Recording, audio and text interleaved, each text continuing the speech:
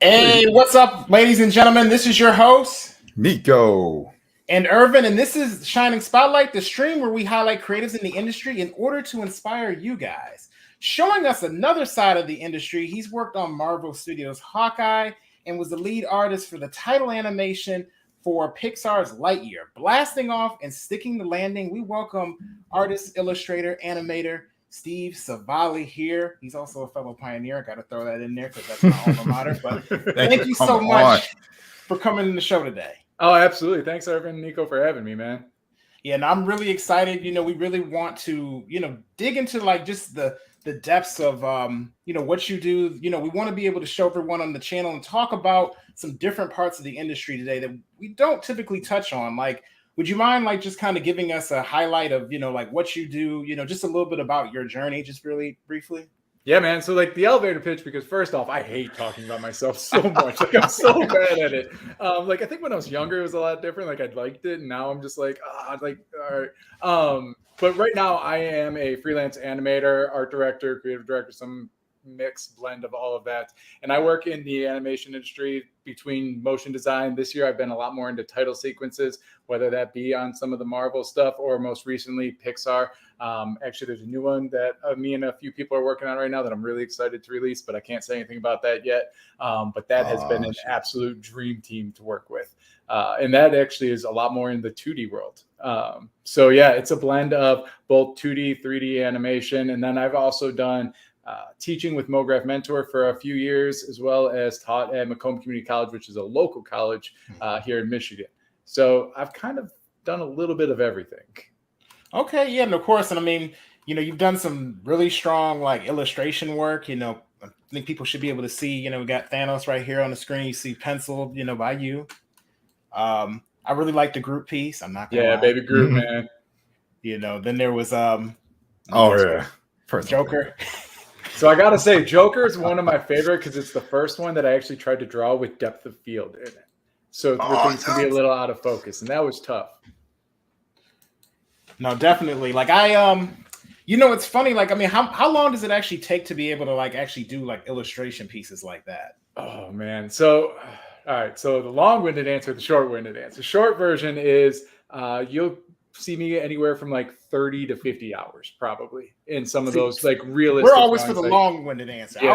I want to hear like what was it like actually going through like if you like on the I guess anytime you're working on like illustration work, like what is the whole process for you? So the thing that everybody listening hopefully will cheer on if they're an illustrator is it depends on how long you've been drawing for and how much time you've put in. And that's what's going to dictate how long it takes. Because like I've heard people say like, oh, you're so gifted, you're so talented. And I'm like, thank you. Like I really appreciate it. You guys don't have to say anything nice about me. But I'm not gifted or talented. I just worked really fucking hard on this type of stuff. Like I put in easily like 1 year, I think I tallied alone just on the illustrations, and it wasn't that many of them, but I put in easily over 300 hours of just drawing. And you think about that, like, and you put in those reps, and that's year in and year out and building on compound interest. Well, it's not this like I'm just gifted, talented person. It's just I didn't want to suck, so I just kept working and kept working.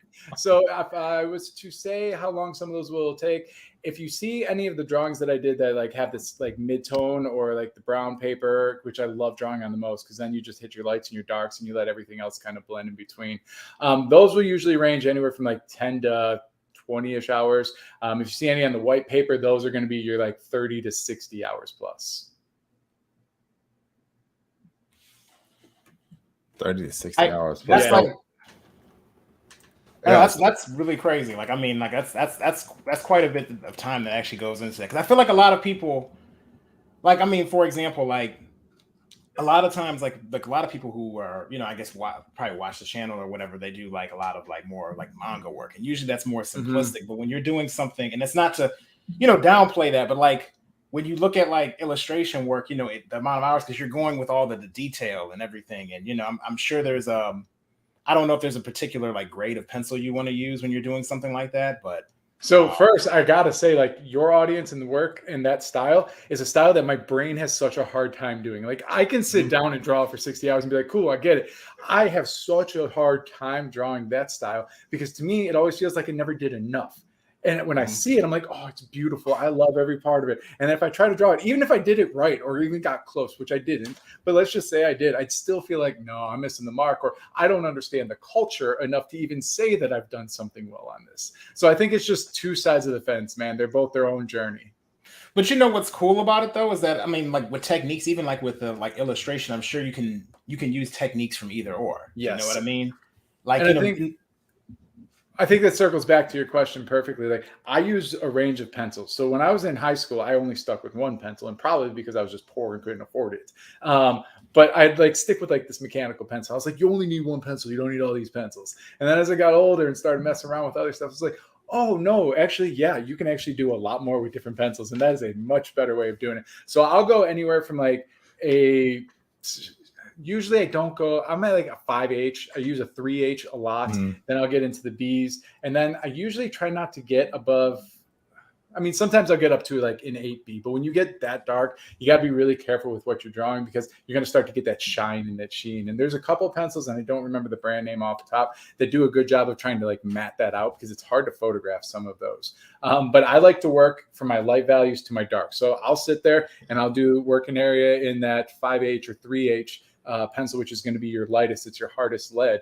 And I'll just kind of slowly build up, and I'll go back and forth with my blending stumps. Or if I have like a big area where I need something to be like smooth, like skin tones, I might take a pencil, whatever the tone or is going to be, and sandpaper, and I'll use it to sharpen and get a whole bunch of stuff. But then I'll take a paintbrush and dab it in all of that, and then I'll almost kind of like paint on it. And it's just because I really like drawing with pencil. It has no other rhyme or reason to that.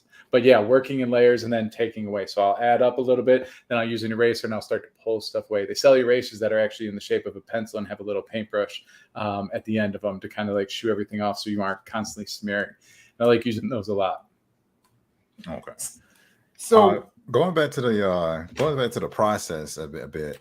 And I know you mentioned you kind of like, you know, you pretty much just working hard at it.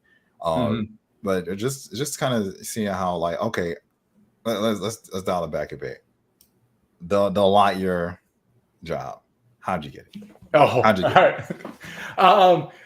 So it's going to be kind of that same answer. It's that like compound interest, and like, okay, you're lucky, but you're lucky because you've done enough to put yourself in a position to be lucky. You're not lucky just because it was the right place, right time.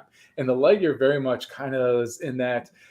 At the end of last year, or towards the end of last year, I was working on Marvel's Hawkeye, and I enjoyed that title sequence. I enjoyed that side of animation a lot. And I was like, I want to do more of this stuff. Like, I've done a lot of commercial work or that type of stuff, but this seems like a nice little gem that I want to be in. So I took 3 weeks off, and in those 3 weeks, I just did a bunch of 3D work, just bunch of stuff that kind of looks like style frames. And style frames is I'm essentially just making one image that looks kind of sexy and pretty, and I'm working on my lighting and techniques. And it was just pretty much the show and post of, hey, I also do this. Because for all your viewers, you're going to get paid to create the work that you show people that you create. And there's caveats to that. There's a lot of gray area, but the overall thing is, if I'm only posting 2D work, nobody's going to pay me to do 3D work or trust that I know how to do it. And I very much do a lot of 3D work. So I was like, all right, cool. Well, let me show it. So I was doing all these style frames and this lighting, and the studio that I was working at the time, where I just finished up with the Marvel stuff, saw that and was like, hey, actually, we just worked with this guy. We liked him a lot. Things went really well. We just got this Pixar project. Like, let's bring them in. So then they hit me up and they're like, hey, like, so we saw you do a bunch of 3D stuff. I was like, yes, I absolutely love doing 3D stuff. And they're like, do you want to talk about a project? I was like, sure, let's talk about a project. What do you guys got? Like, not knowing what we were getting into.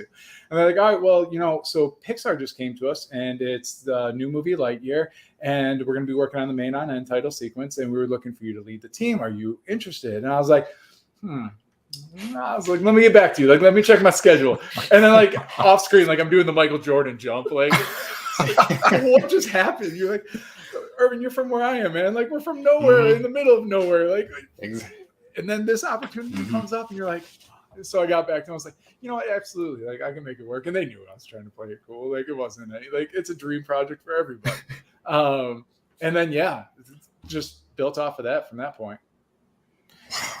No, I mean that's. I mean, obviously, I want to hear a lot more about that. But like, even like, okay, you know what? Let's just rewind back a little bit before we get back into Lightyear. You know, how did you end up even like working on like Hawkeye, for example? Because you were part of like the title sequence of that too. Am I correct? Yes, that is also correct. Actually, I've done a few with Marvel. Some of them were pitches. Like, so in this industry, for those of you who aren't familiar, sometimes studios you'll have a company like Marvel and they will say, hey, we need these title sequences, and they'll go to certain studios. Then there's Method, who's another studio that creates great work, Perception, who I've worked with, who creates phenomenal work. So they'll go to these studios and say, hey, here's a bunch of money, or not really a bunch of money, but here's money. Like, can you make this for us?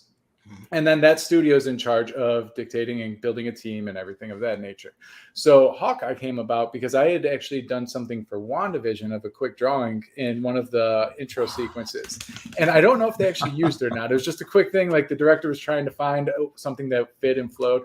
So Perception hit me up. They're like, hey, you draw a lot too. And they're like, can you do this? And I was like, absolutely. So I did it.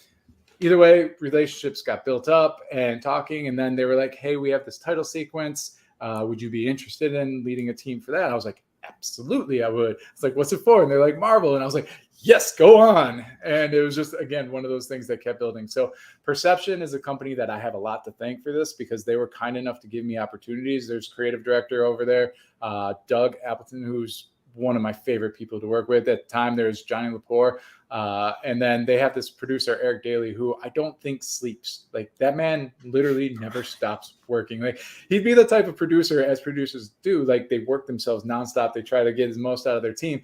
He'd ask for like a change late at night, and you're like, oh, it's so late and tired. But then you realize like he's going to be up another 6 hours. So like, you can't really complain when somebody who's actually also grinding with you and he's putting in that work. So they just had a good team of folks, and they put trust into you. So everything just kind of built off of that. So again, like, because that went well, that led into the opportunity with Lightyear. Had that not gone well, then that opportunity with Lightyear would have never happened.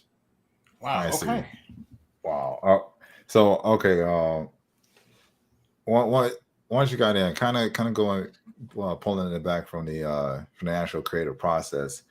Like let's say someone was in kind of in your position. Like what is like the approval process and everything? Like I'm assuming there had to be a planning stage. Something had to be docked up and approved to some extent. I mean, you're leading a project, so I'm not sure how that looked for you dealing with the company that hired you. No, Nico, it's a great question, because all projects essentially go the same way. Now, deadlines sometimes might make things go more aggressive than you want, but ideally you will start with, hey, here's the show. So let's say they approached us, hey, here's Hawkeye, and they'll show us some of the episodes, so that way we can get an idea of what's going on. We'll see it in the rough cut stages, where we aren't seeing like the VFX done. It's kind of cool to see some of that stuff. But you start to see and get an idea like, oh, here are the little tropes. And like Marvel fans, they love when you hide things in these title sequences, and they look for it. And then if they get to see it like at the end and things start to circle back, it makes it really enjoyable for them. So it's taking into consideration, before you even start doing anything, the audience that you're doing it for and how much they love it. And then you have to remember, you're given an opportunity that there's a million people behind you just waiting and hoping that they can get an opportunity like that. So then it's like, all right, cool. So I'm working with Marvel on this. There's a huge audience, and I'm not going to do anything that's just going to impress and wow everybody, because everybody's already seen everything. So let's just do what I do the best that I can possibly do with the team. And that way that we can all just have something that we can be proud of at the end. So we'll kind of get an insight. And at this point we'll pitch, hey, we want to do X style. Or in the Hawkeye sense, it was actually surprising, because usually Marvel doesn't want to go in the comic book direction of their title sequences, because it's almost low-hanging fruit. They keep the MCU separate from the comics a little bit. So this was like, hey, there's the David Aja style that's phenomenal and everybody loves, and it was a very big thing. Or there's a couple other approaches that we could take. And then Marvel was like, actually, let's go with this style. So then we know, all right, this is the style. So what are the stories we have to tell? Or what do we want to, because we don't want to just do a whole bunch of like pretty images. We need so who usually makes that call? Like they'll say like, no, we want to go with this style, like within Marvel, like who tells? So you'll send it over to the team, and usually the director, the producer, Kevin Feige is going to have a say and stuff like that. So you're going to see that those people are going to weigh in a lot. And then they'll let you know, hey, this is exactly what we're looking for. Or they'll say, hey, not as much what we're looking for. Like, so when we worked on Miss Marvel, we gave a couple different design styles. One that was like this 3D-esque, like what you would expect of like this massive Marvel thing. Then we were like, there's that, but that doesn't fit Kamala. Like, it didn't feel right. It didn't fit with this Pakistani culture. It didn't feel like it was hitting like the vibe of the story or the episodes. And I'm a huge Miss Marvel fan. I think they did a phenomenal job on that one. Side note. So we also pitched this other idea, and there was this girl Vivian that I was working with on this, and she's like, I really like this like graffiti like on the building murals, because that was something that they were leaning into with Jersey City. And then we were talking like, well, what if this stuff came alive, and what if like you actually felt it and felt like moving images almost on this? So like we pitched that, and then a couple other styles, and then they came back and were like, hey, we actually really like this graffiti murals coming to life idea. Like, let's see that taken further. And that's kind of how those stages will kind of come into play. It's, you can come up with beautiful images, or you can say like, oh yeah, this would be really cool, but is it really cool to you, or is it really cool to the story? And that's where you're going to really find the people that separate. Because yeah, you can make beautiful images, but if it doesn't fit the ask, or if it doesn't fit the tone of stuff, then you're dead in the water. So I will say, just a side note, people need to hear that. I love the fact that you say that, because like, even with a lot of the stuff that a lot of the people that watch this channel, they do, like when it comes to like manga and stuff, people always put like the cool factor over what fits the tone of the story. Yes. So when you're saying that, even when it comes to sequences, I just want to make sure that folks out there hear that, you know, and no matter what part of the art field that you get into, you know, please listen to Steve. Yeah, because when you're getting paid to create work, you gotta put that up front. Like, so it's just, I don't know, man. But that's the nature of the business, and that's what makes it fun. And when you can separate those two, or when you can address a project and know that, it's what's going to put you ahead of the people around you in some way, or it's at least going to show the people like, hey, you care. Like, I get to create all this cool stuff. Like, yeah, I got to work on Pixar's Lightyear, but how many other people working for Pixar also got to do that? And then I have to take into consideration all those people put in how many like hours and days and months of their lives and years of their lives trying and building, working harder and harder to like hone in what you were able to see. Well, I needed to make sure I was bringing that same energy to the table. I need to make sure the team that I was working with, that we were all working together, because if we're just one piece and then we kind of slack, or we don't hit the target, or like fall short of that standard, then that's kind of a slap in the face to everybody who spent years and years and years trying to create something beautiful for the audience. So it's just taking all of that into consideration. And that shouldn't paralyze people or make you worried. It should kind of energize you and hopefully make you say, all right, I'm going to take this really seriously. Like, this is for real. Most definitely. Really quick, I want to say to everyone watching, make sure you go ahead and throw a thumbs up on this video, and you share this around. We want this to blast off like Buzz Lightyear. I know that's the cheesiest thing to say, but I gotta say something cheesy on here. That's like kind of like what I do. So remember, do infinity and beyond. No, but for real, you know, share this around. You know, like this is stuff that a lot of you guys out here are gonna want to hear. You know, like Steve has a lot of, you know, knowledge to be able to bestow us with today, you know, on basically what it means to be a creative, you know. So let's just continue on. You know, and also subscribe to. So what else I'm curious about too is like, okay, so when you're actually leading the project, you know, and you're working, you know, with, you know, like other creatives and stuff, like what does that really look like for, you know, like them? Like, are you kind of just like overseeing, you know, a lot of them while you're kind of just, you know, putting the touches on it, or what does that look like? That's also a really great question. So it's different per project. Like, you try to have one set way, but when you're working with different people, you almost have to, in my opinion, mold how you approach things, because some people are very introverted. Some people are very extroverted. Some people are very, there's just different personalities. And if you try to have this cookie cutter approach where you talk to everybody the exact same way, or think that people are going to be motivated by the same thing, or automatically going to be on the same page, I think you're going to set yourself up for failure and your team up for failure. So like with Hawkeye, I had a couple of artists who were phenomenal people, and they were also just as ecstatic about it. And we would have dailies, and you would talk daily of, hey, in the beginning, hey, here's what's going on, here's what's going really well, you guys are killing it with this, let's see if we can take this part a little bit further. This is, you know, an idea or a direction. There's one part where Naki, one of the artists on that, she wanted to take the arrow raining down shot, because we originally had like this camera pull back and these arrows raining down. And she's like, I got an idea for it to make it more dramatic. And I was like, Naki, we don't have a lot of time. Like, we are really up against the crunch right here. Like, maybe we should keep it in the 2D world. She's like, I know, but like, I really have this idea in 3D. I was like, cool, Naki, I trust you. And she killed it. It was one of my favorite shots in that whole thing. And it was taking her saying she had a great idea, and just trusting that she's going to bring it home. I So wish we could actually even like show that, like just so we could Right. zoom in on that. But you're saying it's when the arrows are coming down. yeah, Just so you're going to see a shot where it's like a purple background. It's towards the end of it, and then just arrows come raining down as the camera's twisting and turning. You see Jeremy Rainer's name in it. It was one of my favorite shots, and it truly was one of those ones that before she touched it, you watched it and you're like, all right, like it's good, but it's lacking. Like there's just something missing. There's no personality. There's nothing that grabs at you.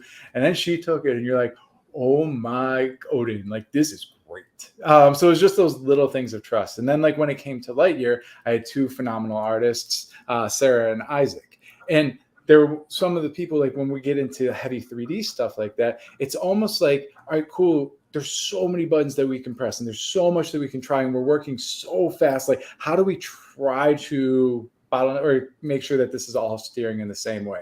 Lightyear was a wonderful project. And then it also had the director, Angus MacLean, who would come in and review our work and kind of talk and point out little things. And if you just listen to him talk, you were literally getting a masterclass. So Angus MacLean has been animated for Pixar, I believe, since 1998, and he's been animated even before that. And he's been working on all Toy Stories. He was assistant director. I think it was Finding Nemo. Finding Dory, Chasing Dory, one of those. And say his name one more time, because I'm like, I want to make sure I cement that in. Angus MacLean. And I'm name dropping him like we're best friends. Like I've spent a lot of time with him, a couple hours worth of time. I don't know if he would remember me. Like I'm sure he would to an extent, but like, because he has so many moving pieces. But what I loved about working with him is he's got 1,000 things happening per day, per once of people talking and trying to execute a vision. But he would still sit down with you and explain, hey, this is why. This isn't just, I don't want you just to press these buttons. I'm not going to say like, oh, it just feels wrong. He's like, no, like, let's look at your viewer's eye and what's leading them. And there'd be times where like in 2D, when you're drawing things, if you're doing cell animation or drawing things, it's really cool because you put things exactly where they need to go. Or if you're animating in 2D and you set keyframes, you're working on your timing and spacing. And those of you people who want to be animators out there, learn the 12 principles of animation. It was made famous by Disney. If you know them, great. If you don't know them, go learn them. But the timing you even got that on your site. You even have that on your website, yeah. People need to hear that, like 12 principles of animation. It is the make or break of your career. So, but he would explain things of timing and spacing, and I'm like, cool, man, I get it. Like I've been animating a long time. Like I understand this. So I'm listening to him. I'm listening, and it's like 3D, and he's showing me. And one of the things that he pointed out was like, as I'd move a camera from one shot into the next shot, yeah, the speed was all good, but because of distance, you're going to get different types of parallaxing, and the parallaxing is actually what was ruining it for the viewer's eye. So then we would actually go in and we would counter animate, or also animate backgrounds and things like that, moving even more so, or controlling or driving your viewer's eye, because that's what looked right. It wasn't right. It didn't make any sense. It broke all perspective. It'd be like me talking right now and then my background moves in a different way to myself, but in a way that makes it appealing and you controls your viewer's eye. And when you get to listen and learn from people like that, man, it makes everything so much better. It's so much fun. I don't know where this all started at. I kind of ranted and just kind of went off into left field, but I got real excited during that period of time. Okay, so we have a question that came in from Jeff Lilly. Hi, Steve. Working for a mega huge entertainment corp, how much creative freedom do you have, and how much are you micromanaged and told no by the bean counters? Ooh, that's a tough question. All right, so Jeff, thanks for that question. I think it depends on your client and your project.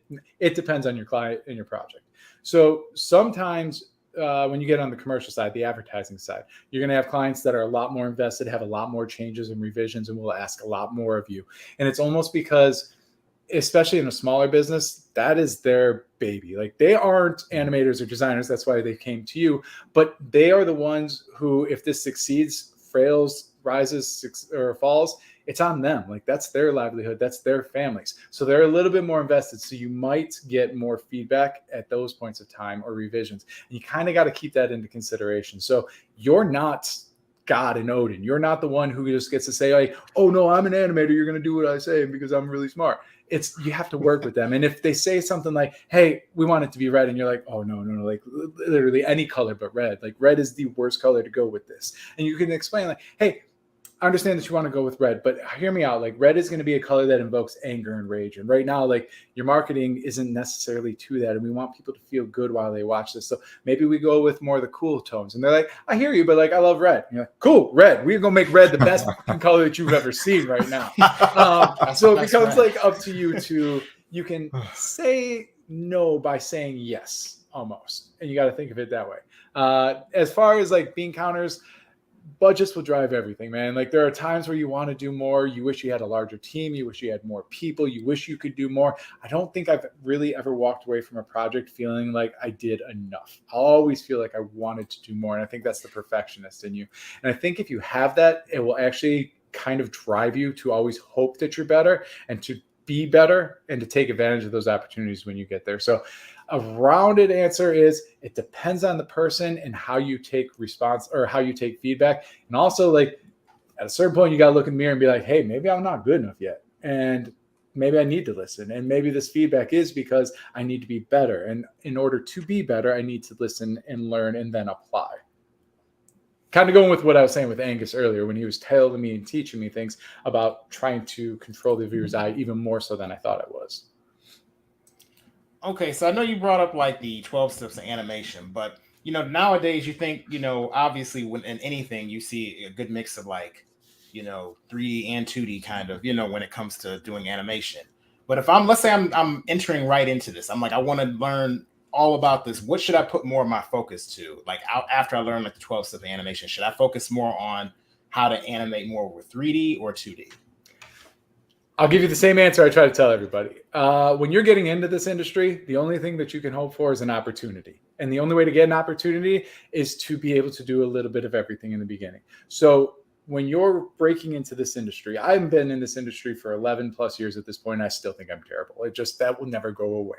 But when you're getting into this industry and still learning, you're not there yet. And when I see somebody who's breaking in, I know you're not there yet. Like, that's okay. That's not going to deter me. Like, there's always a place for interns and junior levels because you guys are cheaper than we are. So that's always going to be a thing. And I love mentoring. I love helping people. So if you can accept like, hey, in the beginning, I'm going to be terrible, but I'm going to put effort in and show that I'm willing to learn, that I'm going to do this stuff, and not just by words. Like literally have a basic site. You can have a free website. If you use Behance, you can have a free website. Don't put everything into social media. Just make sure like your social media is something that your mom would be proud of, because people are going to look at your social media to see what type of person you are. But I think it really just comes down to the more you can do in the beginning and the more you're willing to learn, the more opportunities you have to break into this industry. Once you're in this industry, the more you start to do, the more you'll start to decide what you actually like.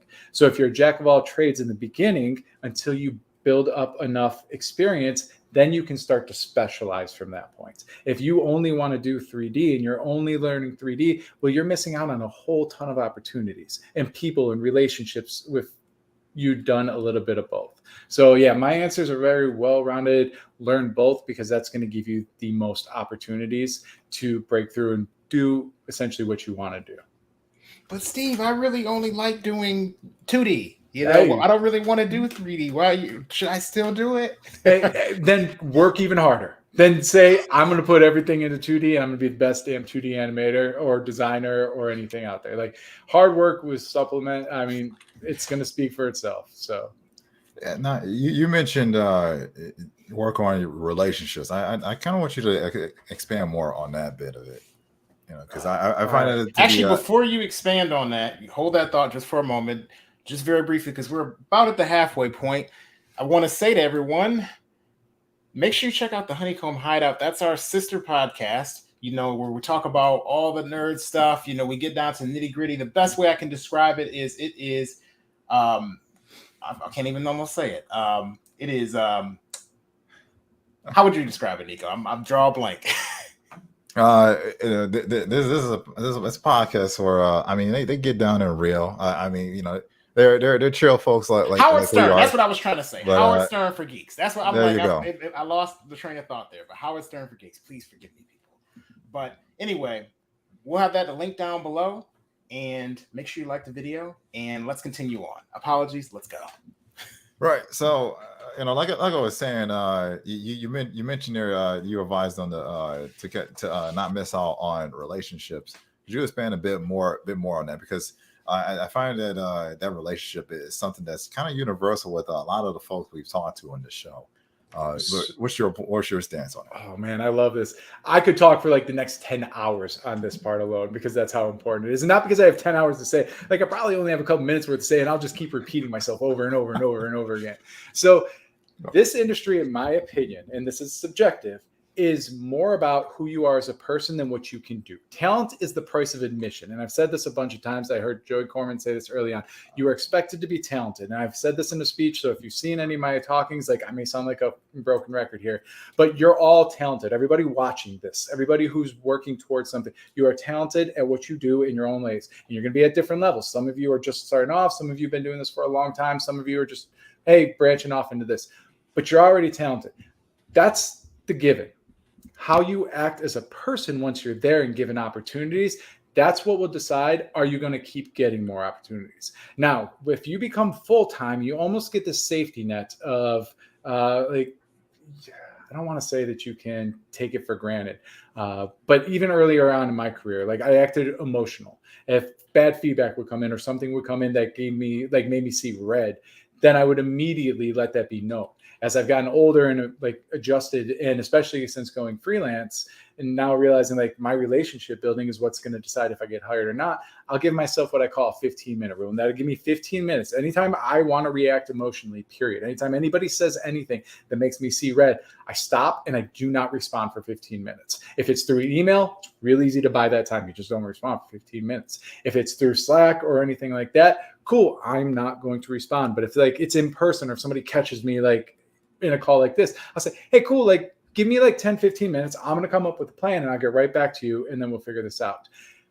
When it comes to working for Pixar or Marvel, it's not that difficult to get that opportunity one time. It's extremely difficult, in my opinion, to get repeat opportunities, but that's what you're striving for. Like anybody can get there once, but how were you when you were there? And when you were there, did you make like people's lives easier? When creative directors would come to you with revisions and changes, were you griping or did you make it a pain for them? Did you fight them? Did you battle them? Or when they said stuff, were you asking questions? Or were you, yeah, absolutely, I'll take care of that? Or if they said, hey, we needed to do something and it wasn't practical, did you say, no, I can't do that? Or did you say, hey, in the time that we have, that might be a little bit tough to accomplish, but I can do this? Or did you always give a yes and you didn't just say a no?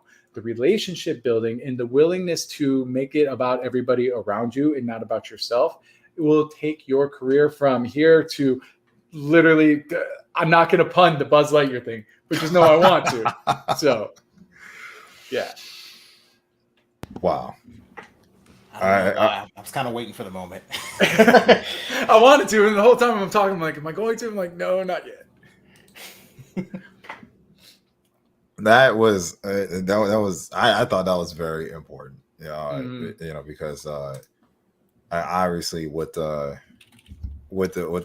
how vast the creative industry can be and diverse, there's I would say from what we've gathered in a lot of our shows here that our OEO community, which you will, a lot of information is just pretty much out there. And a lot of folks, a lot of them didn't get guidance. A lot of them don't know where to start.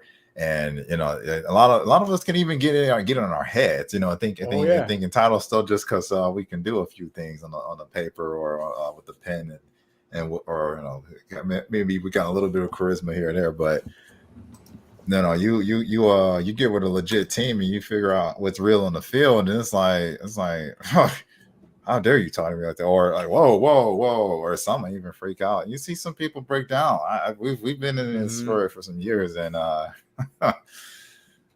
Dude, but it's overwhelming. Like I've taught a ton of people, and I've told everybody in every class that I've ever taught, there could be a day where you are my boss, because this industry is not a linear thing. We don't all start and stop at the same point and grow on this linear trajectory. Like it is going to bounce all over the place.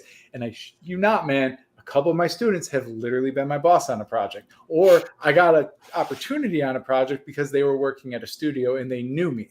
And they were like, oh yeah, he's fine, or anything like that. Like with Perception, one of my students was the lead on Moon Knight. And I loved that title sequence. It was one of my favorite that was done.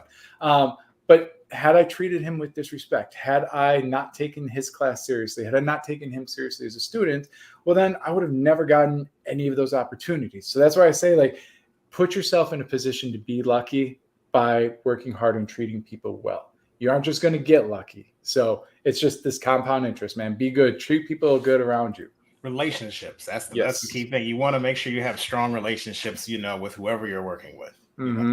Because there was a time, man, a couple years back, where it was feast and famine. Nobody wanted to share information. The older generation above me thought that like everything was a threat, and if they helped anybody, like it was a really negative. I had a really negative experience with a lot of it, and you've seen that weed itself out, because the more you help people, the better everything becomes. The more you elevate those around you, the better your industry is. So like the more we help each other as animators, the better animation is going to get. The better animation gets, the better our tools get. The better our tools get, the more we can do, the quicker we can do it, the more we're inspiring each other. So again, it's just this feed off of each other of, don't throw a wrench in that by having an attitude or an ego. Like there's no reason for it. Like just, again, keep helping people out. So Perfect. Touching on that a bit, or where you basically have gotten this opportunity helping out your student, and in turn, the student is like, hey, here's an opportunity, I got you. So have you what mentors have you had, or have you had any mentors that have treated you in kind? I know you briefly mentioned Angus McLean. I'm assuming he was a mentor on the He didn't know he was a mentor though. He straight up, he was just like, listen, man, I got some feedback. And I was like, go on, will you tell me more? Like, and I was just like, I don't know if I'm ever going to get this opportunity with this guy again. And he's just got a world of knowledge. And if I can just keep asking him questions and engaging him, I can learn. And I did. And he just kept giving me feedback. So yeah, he was a mentor, and not by choice, but because I just kept asking questions. When I first got into this industry years and years back, I had a teacher at Macomb Community College over here. The teachers were phenomenal. Like I've also gone to Macomb too. I didn't graduate from there, but I did take some time in there. So there were some Brian Sorial, Michael Crum, Sean Sarkonis, Sean Sheehan, like Matt Bush. Like there's so many phenomenal people. But they helped me get an opportunity in my first position at Ringside Creative. I was terrified. I was so bad at animation. I didn't know what the graph editor was at this point. I'm like, also, mind you, this is like 11 years ago, 10 years ago. We didn't have a ton of resources, not to be like, oh, back in my day. But like back when I started, the internet existed so we could talk about Lost, which was the greatest TV show of the time. When we get on talking about blogs and that type of stuff. But like, I digress. I had a guy named Jason Roller, and he was willing to teach me. And it was both because he was a really nice guy, and also it goes to what I was saying. The more he could help me elevate my work, the more I would elevate our team's work, and the more that we could also start to kind of balance each other out. So Jason Roller was a huge mentor for me way back when. I learned a ton from a guy named Nick Forshee, who runs a studio named Gunner. Also Ian Sigmund, who's over there, just with the way that they kind of approach things. A ton of folks at Giant Ant I've learned from. And honestly, since going freelance, you can literally learn from anybody if you're willing to just sit there and have those conversations. Because as a freelance animator, what that means is people pay me to be a part of their team once a job's already assigned. So I bounce around from all different types of studios, working with people who bring me on, studios that I want to be with. But in doing that, you learn different people's workflow. You learn how they approach things, how they design, how they animate, what they're looking for, their thought process. So you all of a sudden go from this, like, I have a couple mentors, to, well, man, if I just shut up and listen, or if I just ask these questions, the world's my mentors of stuff. So yeah, I've been very fortunate enough, but it's because I am very open to asking questions. I don't go into a situation acting like I know everything. I go into a situation saying, cool, this is our goal. How do we all get there as a team? And then we move forward together at that point. So that has another question for me. Like, what do you have anybody in particular who you haven't collaborated with yet, but you want to collaborate with? Oh man, I wrote down a list of people for this one. And here's the thing, like, I'll even say some of these people. And the thing is, like, after this call's over and I lay down and I'll be like, oh shit, then there's this person. There's also this person. But to like name drop a few, there's a studio called Tendril. I have wanted to work with them since I started in this industry. They're phenomenal. And this goes to what we kind of talked about earlier. Tendril is very heavy in the 3D game. Like, their 3D work is phenomenal. It is beautiful. If I want that opportunity, I need to show them that I can do even more so than what I've done. So that's just for the audience, I guess we kind of want to know too. Do you have any projects that Tendril has done, like in particular, that maybe some of us would be familiar with? Or? I don't think so. Not that I can think of offhand. Now, there's some other ones that you guys probably would be familiar with. Like one of my favorite directors is Patrick Clare, and he did a ton of title sequences. Most famously, probably the Westworld. So if you watch that, it's just gorgeous. It's beautiful. It's so well done in every possible way. He is somebody I absolutely look up to because I watch what he does, and it's like cool. Like once the light's on, I understand how you did it, but the light wasn't on, and you came up with all this stuff, and you're like, this is gorgeous. And then they also, him and I think I may be saying his name wrong, but Raul Marx, they team up a ton, and they did a bunch of stuff for also American Gods, which was one of my favorite shows too. And just this gorgeous sequence of 3D and lighting, and it's just so dynamic and so beautiful. So I'm a huge fan of their stuff. There's this guy, Johnny Likens, over at Method, and I've just recently found out about him. But man, he's another one big in the Marvel game. Did a bunch of stuff with Eternals. I love the work that they create over there. And then Ash Thorpe does some really good stuff. He did a bunch of new stuff on Batman, the newest one, if you guys saw it, which I love. No, I haven't seen it yet. I have to watch it. I've had it just kind of sitting in the watch queue. You know, it's dark. It's a noir movie, and I loved it for it. So yeah, I would say that. And then there's people like I want to work with that. There's just no business for me working with them. I just love what they do. Like I love the work that they create. Like Jordan Peele has taken the horror genre and made it great again for everybody. And I'm a huge horror fan. So like he's somebody that I would be on a team that he would say, hey, cool, get that team to work. But like I would love to work for that guy just because I want to talk to him. Same thing like how I said I tricked Angus into talking to me far more than he probably wanted to. I want to talk to Jordan because I have so many questions. Just like yeah, I mean, the movies that he did, that he was a part of, I'm a huge, huge fan of. So I got to throw his name in there. You know, I'm not even going to lie right now. Like, seeing this energy, it's like, like, I'm not even going to lie, even for myself, I'm like, I need that. You know what I mean? Like, you have such a, like, I can tell just right now, like, you know, you love what you do, you know, and that's, you know, an amazing thing. I just have to say that. Oh, I appreciate it, man. Yeah. It's not lost on me how this opportunity is not lost on me at all. It never is. Every day is humbling. So there's another question, or at least, there's this question that came in from Jeff. Steve, if you had the green light from the money guys and could do any project you wanted within reason, but with a sufficient budget, what would your dream project be? Ooh, that is a good question. I don't know, because that's another one, man. Like, no matter what I say, I'll think of something different. When the new It movie came out, I tried really, really hard to get noticed by Andy Muschietti, who was the director of that. And I believe it's his sister, Barbara Muschietti, who was a producer on that, because I wanted to work on that really badly. Like where's my camera? I have Pennywise tattooed on myself. So I think it's just going to have to be something in the horror genre. I love horror movies so much. So to be able to help or to be able to be a part of something like that at a larger scale would be really fun. And that kind of leads into the project that I can't talk about, but there is one coming out that I'm pretty excited about. So I know it. When I saw the Ed projects you were working on, I'm like, this is a horror, man.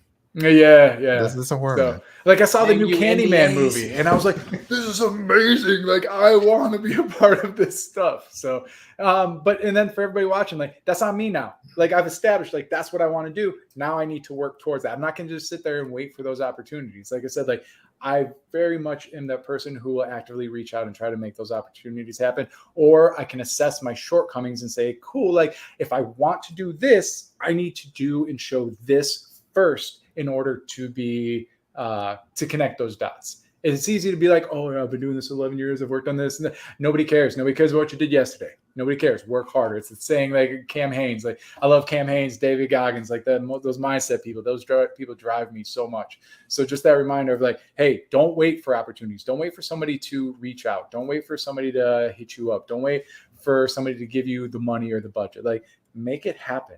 When this is all said and done and your last day is there and you're sitting there reflecting back, like you're not going to look at a project and be like, man, I just wish they gave me more money. You're going to be like, man, I wish I did better. Like I see everything in the most positive, most straight way at it, and just, again, work harder. So you brought up like mentoring a few times, Mhm. but so I guess this kind of another thing I kind of want to know, like, how do you plan, like, as like, an animator, an artist, illustrator, advancing the industry? Like, what does that look like to you? Or are you just fine with the way things are? That is a really good question. I've never been asked that. Because I could take the easy way out and be like, it's not just one person. That, like, it's got to be everybody. But like, I think it's doing things like this. I think it's people like you, Irvin, you, Nico, like, who are literally taking your time out of your day. It's like 9:00 at night on Sunday, 9:40 right now, and you guys are like, cool. Let's just have people on. Like, let's just talk. Let's just have good conversations. I think it's more of that. I think it's more people being people to each other. I think let's stop worrying about what everybody else is doing. Let's stop worry. Let's set our own goals. Let's work towards those goals. If I have time to sit there and judge or be jealous or to be envious of somebody else's opportunities, well, that's time I could be spending furthering the goals and the opportunities that I want to create for myself. And I think the more that we do that, and the more that we feed off of that, and the more that we help people out when they need it. And I don't mean by giving handouts. I mean, like, y'all are watching me right now. It's really easy to get a hold of me. Go to my website. I have a contact page. Email, bam, right to me. So if you have questions, and that's not even like I don't mean it that way, but what I mean, like, is if I've said anything and you're like, I kind of wondering about that, or maybe I do have a question, or like if you saw any of your guys' other episodes and your other, you guys are on season 4, so like any of those other seasons, and you're like, oh, that person, like, I love what they do, I want to work with them, or I like, hit them up. Like, I tell y'all, like, I loved Patrick Clare's stuff on Westworld. I just saw a trailer for Westworld, and I hit Patrick Clare up on an email. Like, we're not friends. Like, I send him an email every now and then just saying hi because I found his email online. I was like, hey, man, like, I know it was probably already shipped. You guys are probably already done based on time, but like, if you need a hand, I'd love to throw my name in the mix. And it's not always asking for work. Like, sometimes you just hit people up just to say, hey, I love the work you create. And that's it. Like, keep up the good work. You don't need to hit people up when you need stuff. Just hit people up when they do something that's inspiring or something that makes you feel good. Say and put good things into this world, and you'll see it come back. All right. Everybody gets lost in this, like, oh, I didn't get that likes. Well, were you giving likes to other things? Or I didn't get any comments on this stuff. Well, how much stuff did you see that you loved? How much did you go comment? Did you go tell somebody that you loved what they do? And it doesn't just need to be with animation, man. Like, again, I love talking to both of y'all. This is the first time that we've sat down and talked, but like, I'm going to tell everybody from this point, like, they were great hosts. They were fun. It was just easy to talk back and forth. So again, it's putting that good into the world and letting it kind of just seep and build on top of that. Thank you. And I mean, honestly, right now, like, I just say I'm learning, like everything. Yep. That's why I like doing this show. So, so like, I guess what I'm curious about is like, this is going to sound very weird, but like, do you have any rivals or someone that you've kind of mentioned a few people who are mentors to you, but someone where you guys kind of have a back and forth of kind of driving each other creatively in a positive way? Mm-hmm. I can't say like I have rivals. I wish I could, because that would be cool. I'd be like, oh yeah, we battle and stuff like that. I have some people that I gel with, and I just love working with them. Like, where it's just such a perfect harmony of stuff. Like, most recently, like, there's this animator, designer. She's a director. She's phenomenal. Her name's Taylor Yance. And then me, anytime I get to work with her, she's phenomenal. I worked with this other director, Erica Gorchow, who I've never talked to somebody who made you feel better about yourself.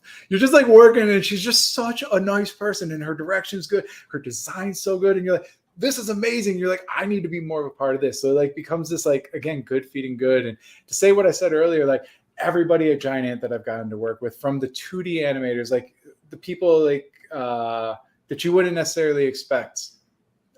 I'm wording this wrong.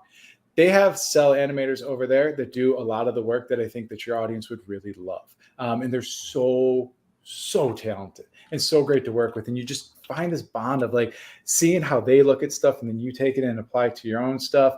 So, I mean, I don't have any rivals, but I have people that I love working with. And then like, there's this guy, Ariel Costa, Blink My Brain, who is one of my favorite animators of all time. He animates the weirdest stuff, and it makes no sense. And if I tried to do it in his style, it just wouldn't feel right. But man, when he does it, it's gorgeous. So yeah, when it comes to rivals, I'd say that. But like the sidewall, like I also teach and do endurance events, and I teach this endurance class, and I have some people that I compete with, and there are some people in that class that, man, they're my rival. Like most recently, like we had this training day, and there was this girl who I train with, and the girls there are monsters. Yeah. Like they don't mess around. She was like breathing behind me, trying to pass me, and I was like, "Just slow down." I was like, "Get away from me! Like I'm dying over here!" Like, and like that type of stuff that you can feed off of. There's another one that I do races with, and anytime we sign up for a race together, I'm like, oh, "Here we go! I'm about to spend 4 or 5 days a week running every day because that's what I got to bring to the table to work and train and compete with her." So like, it very much comes to like this. Feed off of everybody and let people inspire you. So there's no rivals, but there is a good friendly competition.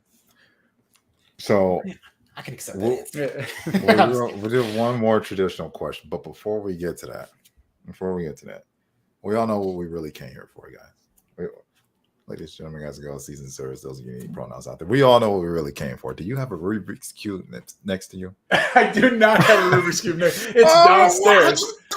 It's right next to my couch. I saw those time records on your site. I was like, wait, what? Yeah. Two-handed, 32 seconds. Rubik's Cube. I was really? So again, to reiterate, like I do endurance races, and these races will last anywhere from like 22 up to like 40 some hours long, and it's just straight. And there's this one called TPK, and they do a whole bunch of different stuff. But it's not just like, it's like an adventure race almost. You cover tons of mileage, carrying heavy stuff, but they actually challenge your mind a little bit. So in order to do their races, one of the things you have to do is solve a Rubik's Cube. So I had learned this before even doing the race of how to do it. And then I just obsess, like my brain locks in, and then I have to get faster or better. And then it's like, all right, well, what situations are they going to make us do it? So then like I'm holding push-up position with one arm, learning how to one-hand solve Rubik's Cube. Just I'm like, I don't know if this is going to come up in an event, but I might want to know it. So yeah, it gets a little weird.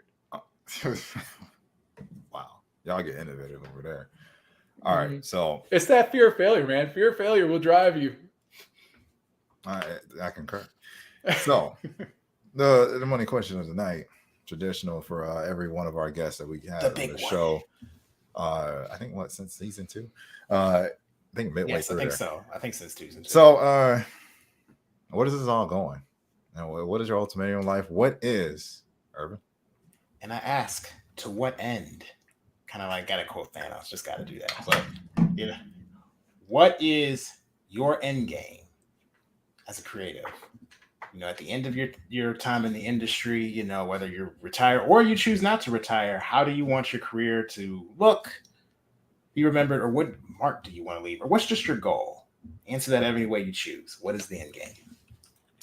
The selfish part, I want more film, more of these title sequences, more horror, more directing. I want to keep going down that path a little bit more because I'm very interested by it. The realistic, non-selfish part, the outward part is I want to make sure that everybody I get to work with becomes better at what they do, enjoys their time working. I know it sounds like this cliche, like, oh, Steve, shitty answer. Like that's what like some sports like quarterback would say, like, oh, I'm here for my, but it's like, it really is true because when you are doing this, at the end of the day, we aren't changing the world. We're not saving lives. We're not out there risking our lives running into buildings that are on fire, pulling people out. We are trying to create something that can entertain people and let their mind wander away from their day-to-day for a little bit. Maybe make them laugh. Maybe make their kids laugh for a little bit. Maybe you were lucky enough to do something that as they get older, they get an opportunity like I got to with the Lightyear things of looking at Toy Story when I was a kid to now, or maybe you get that type of opportunity. But like, to make life better for those around you, to help them along their way, to get rid of some of the smoke and mirrors in front of them, to be able to mentor other people so that way they can go on and push and get after their goals. I love seeing people who are motivated trying to get after it no matter what you're doing. I don't care if it's design, illustration, being a firefighter, endurance races, podcast, whatever it is in life that you want to get after. I'm supportive of you 110% of the way. So I do hope when it's all said and done and the dust settles that I'll at least be known for that. Like I'm stubborn and I like to fight a little bit, but like hopefully that rings true. That's a very good answer. You know, I guess there's no wrong answer. And that's a really good one though, you know? And I mean, honestly, I hope that everyone watching takes that away, you know, like from like even like learning. You know, because I mean, I know you've talked a lot about mentorship through this whole thing. You've talked about, you know, kind of, you know, in a sense, making relationships, which I think a lot of us out here don't do. You know, everybody is just about the likes and just, hitting it up, even though it's funny, we asked for likes a couple times in this video, but we got to still got to drive it. Like, yeah, you got to feed the beast, man. Which, by the way, throw a like up. But in any case, it's something that I think, honestly, like, I hope that everyone takes away from this, from hearing from you today, like just, how important that is, no matter what aspect of the industry that you're doing that, like title sequences, even like that's important. That's what we see when you get into the show. You know what I mean? That's like the end, the beginning, and everything, and there's so much that work that even goes into that. So. Yeah, man, you get to tell this big story condensed in this small little highlight reel of stuff. And there's something beautiful about it. How did you feel? Actually, this is one last question. How did you feel actually when you went to go see? Actually, the first time that you saw this happen, I'm going to start with that. When you first started working with, like, let's say Marvel, when you actually saw the project come out, how did that feel? The first time I saw that sequence on TV, I was like, oh, and like, it was weird. Like, you're just taking it all in, like, you got almost at a loss for words. As cliche as that sounds, and I hate saying the cliche things like I just said, but it really truly is like, you're like, how? And then the Lightyear thing, I shit you not. So for those of you in the industry, like, you trust nothing until you see it, until it's greenlit, gone, people have paid, you've seen it up on screen, it's not real. I literally was sitting in the theater and I knew the end of the movie, like I'd seen it, and it went dark and I was waiting to see the big laser, what I had animated come in and hit. And I'm waiting. I'm like, oh God, they're going to change it. It's not going to be there. It's going to be something else. Like, what's going to happen? Like, and then all of a sudden it happens. And then it's this moment of relief, but then it's this like wave of everything that you went through to get to that point. And it gets overwhelming to an extent, but in a good way. Again, Irvin, like, we're from Popper Woods, man. It's a nothing town in the middle of, like, small town. Nico, where are you from? I'm from that area too. Oh, no kidding, man. Yeah, Detroit, yeah. Yep, it's just weird. But here we are. I gotta say this real quick because I feel like I'm like, we both gotta say it's gotta shout out Miss Lenhart. Gotta shout out Miss Lenhart. I'm saying that loud and clear because I want her to hear it. I want to know I appreciate her. Thank you so much. And Miss Lenhart was the greatest teacher that we had ever had. Like, and she was on Jeopardy. She was on. She was. She's the smartest person in the world. I asked her to prom and homecoming literally every day throughout high school, and she always told me no. But I didn't give up, and she still said no. But Well, ladies and gentlemen, before we close out, where should we follow you, Steve? If someone, I know you have your website, but if you can tell us where to find you. If I'm the guy who was like, what, I want to work with Steve, or if any of the studios, for whatever reason, that they are saying, I don't know how to find Steve, how can we do that? Yeah, man, just go to stevesavalle.com or stevensavalle.com, and that'll link you up to all my work websites. I have social media. I got the Gram, Twitter, all that stuff, but honestly, I don't put that much time into it just because I don't want to. So yeah, and then real talk, like any of y'all, if you have any questions, if anybody's curious about anything that we've talked about, or you just want to hit me up and have questions, I'm an open book. I'm more than happy. I'm a resource to any of you at any point in time for anything. Okay, you see that down in the comments now. Well, when this video is fully up, we'll go ahead and we'll also put that in the link as well, so that you guys can check that out. Please check that out. Thank you so much again, Steve, for coming on today. We appreciate you. We've learned a lot. And with that being said, Nico, did you have anything else you wanted to say? Again, thank you for coming out. And ladies, gentlemen, guys, girls, these and there's those unique pronouns out there. I definitely help y'all tuned in on some of the key facts and words of wisdom he put out there as far as like how you network and relate around here above anything else. Remember what he said, that specific line, the talent is just the price for admission. Okay, so the next guest that we will have on the show in 2 weeks, guys, is going to be Queenie Chan. She is a OEL manga artist, one of the pioneers, did manga back in the day for Tokyo Pop. So make sure you guys go ahead, and she still does manga as well today. Check her out. When we do that interview again, it'll be 2 weeks from now. So you'll see that on, what is 2 weeks from now? July 10th, at 9 p.m. Eastern Standard Time. So make sure you check that out. Subscribe to the channel for updates. Hit the bell, because the bell is very important so that you actually get the notification to talk to or to see us. Send us a message, whatever you want to do. hit the like, and we will see you guys later. Thank you so much, guys. Catch y'all later.